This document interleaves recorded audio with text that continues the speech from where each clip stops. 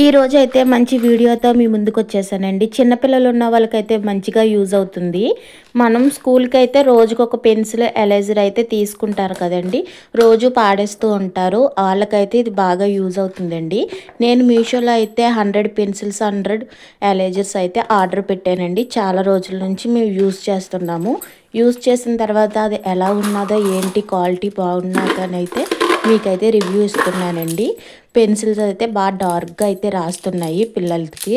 అలాగే ఎరేజర్స్ కూడా బాగా ఇచ్చాడండి. అవి 100 ఇవి 100 అయితే ఇచ్చాడు.